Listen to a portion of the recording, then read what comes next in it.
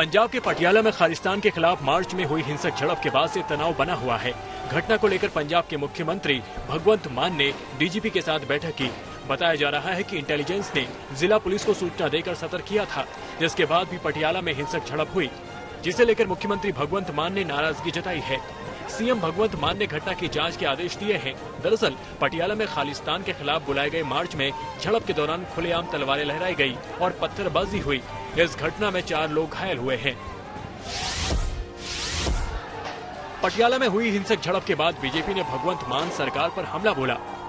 Punjab BJP के अध्यक्ष अश्विनी शर्मा ने कहा कि घटना के समय पंजाब पुलिस और सीआईडी कहां थी। उन्होंने कहा कि पंजाब में सबको साथ लेकर चलने की परंपरा रही है, लेकिन ये कौन सी ताकत है जो पंजाब का माहौल खराब करना चाहती है।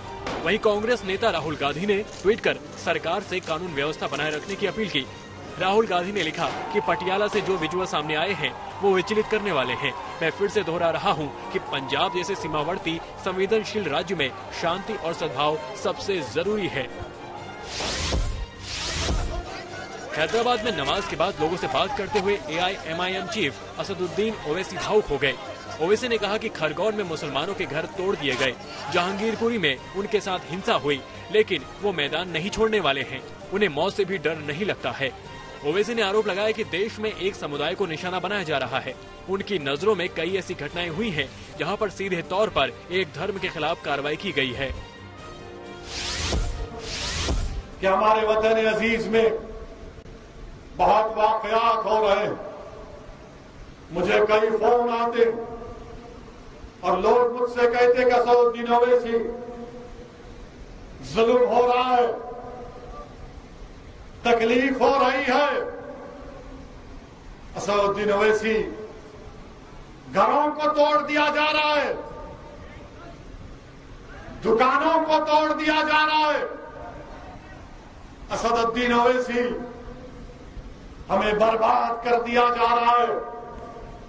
कोई कहता है कि हमको डर हो रहा है, कोई कहता है कि हमको फिक्र हो रही है। मैं आप तमाम के दरमियान में ठहर कर कह रहा हूं, डरने की जरूरत नहीं, खौफ खाने की जरूरत नहीं है। अपने हिम्मत और हौसले को बुलंद रखो। महबूबा मुफ्ती ने एक बार फिर केंद्र सरकार पर हमला बोला। महबूबा मुफ्ती ने कहा कि हमारा देश धर्मनिरपेक्ष नींव पर आरक्षित है। धर्मनिरपेक्षता हमारे डीएनए में है।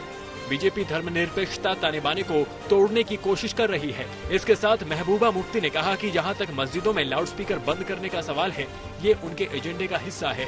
उन्होंने कहा कि अचानक से लाउडस्पीकर का मामला आया, इससे पहले हिजाब का मामला आया था, आगे हलाल का मामला आएगा। ये सब समाज को बांटने की साजिश लग रही है।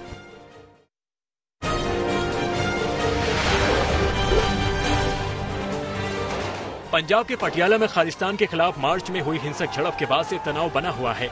घटना को लेकर पंजाब के मुख्यमंत्री भगवंत मान ने डीजीपी के साथ बैठक की। बताया जा रहा है कि इंटेलिजेंस ने जिला पुलिस को सूचना देकर सतर्क किया था।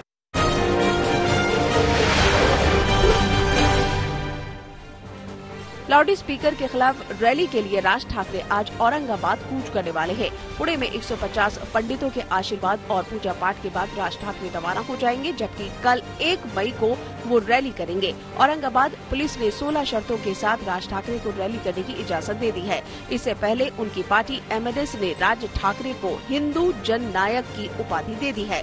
राज ठाकरे पर सीएम उद्धव ठाकरे भी भड़क गए हैं।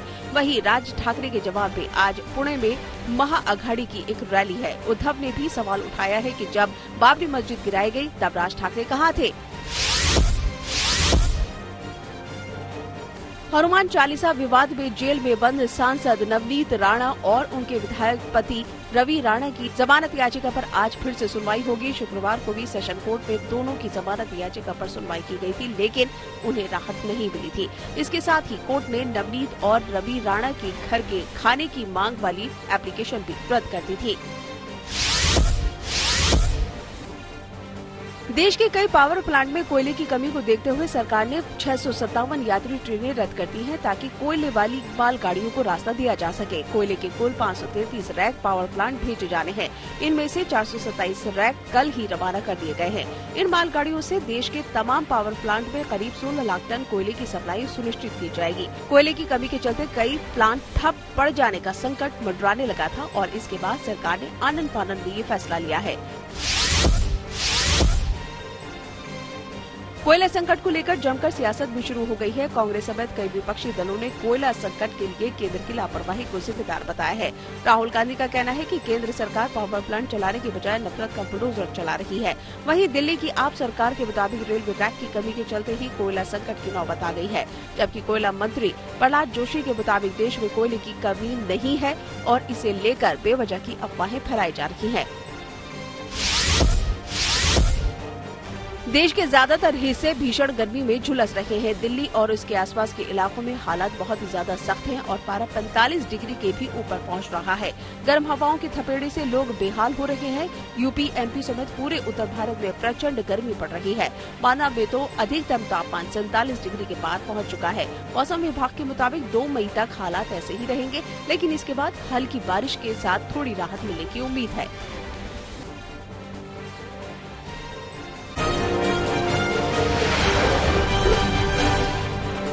प्रधानमंत्री नरेंद्र मोदी ने अपने आवास पर सिखों के प्रतिनिधिमंडल से मुलाकात की।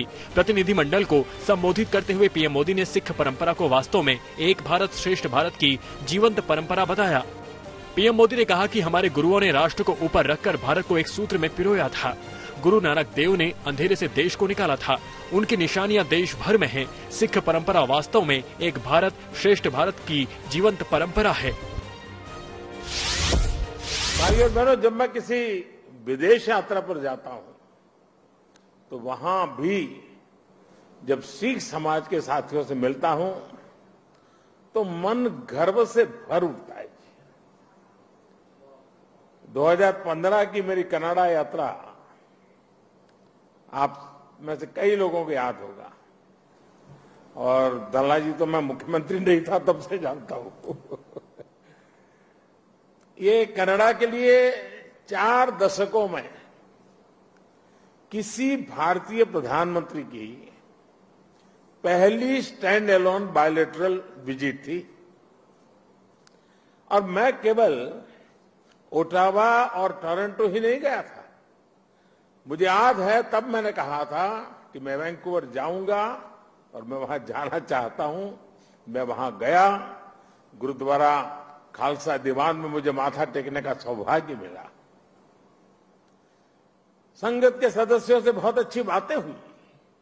इसी तरह 2016 में जब मैं ईरान गया तो वहां भी तेहरान में भाई गंगा सिंह सभा गुरुद्वारा जाने का मुझे सौभाग्य मिला।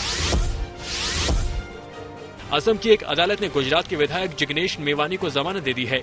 जमानत मिलने के बाद जिग्नेश मेवानी ने असम सरकार पर हमला बोला और कहा कि एक ट्वीट के नाम पर उन्हें गिरफ्तार किया गया, जबकि ट्वीट की भाषा में आपत्तिजनक कुछ भी नहीं था। जिग्नेश मेवानी ने आरोप लगाया कि पीएम ऑफिस से उनकी गिरफ्तारी की साजिश रची गई थी। इस केस में 25 अप्रैल को ही जिग्नेश मेवानी को जमानत मिल गई थी, लेकिन फौरन बाद महिला पुलिस अधिकारी से बदसलूकी के मामले में उन्हें फिर से गिरफ्तार कर लिया गया था। दिल्ली के मुख्यमंत्री अरविंद केजरीवाल और पश्चिम बंगाल की मुख्यमंत्री ममता बनर्जी की मुलाकात हुई। दिल्ली में ममता बनर्जी के घर पर दोनों मुख्यमंत्रियों की मुलाकात हुई। पश्चिम बंगाल विधानसभा चुनाव में बड़ी जीत हासिल करने के बाद से ममता बनर्जी कई बार 2024 के लोकसभा चुनाव में बीजेपी के खिलाफ विपक्षी एकजुटता की बात कर चुकी है।